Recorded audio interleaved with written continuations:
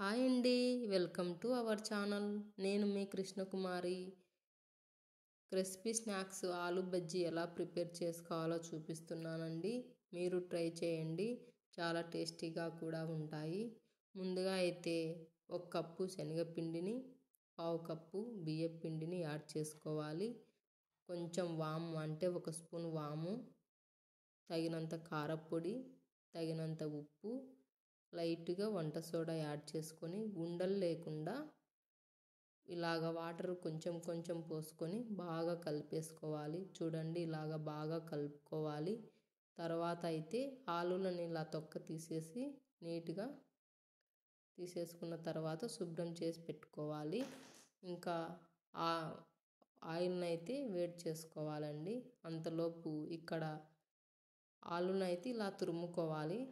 తురిమేది లేకపోతే నైఫ్తోనైనా చిన్న చిన్న ముక్కల్లాగా చేసుకోవచ్చు. అలాగా పల్చగా చేసుకోవాలి. ఇంకా ఆయిల్ వేడెక్కిన తర్వాత అటు సైడు ఇటు సైడు శనగపిండితో ముంచు వేసుకోవాలి. మీడియం ఫ్లేమ్లో పెట్టుకుంటే చాలా బాగా లోపలంతా కాగిపోతుంది,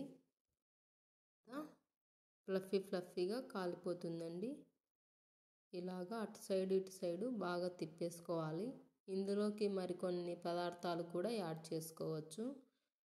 కొంచెం కొత్తిమీర, కొంచెం కరివేపాకు, జీలకర్ర కూడా యాడ్ చేసుకోవచ్చు.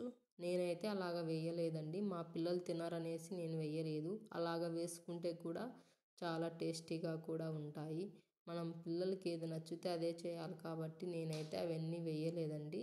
వేస్తే కూడా చాలా టేస్టీగా కూడా ఉంటాయి. సాయంత్రం స్నాక్స్కి అయితే చాలా బాగుంటాయండి. చల్లగా ఉన్న వాతావరణానికి అయితే ఇవి చాలా బాగా తినొచ్చు. చూడండి, చాలా క్రిస్పీగా కూడా బాగా పొంగి ఉన్నాయి.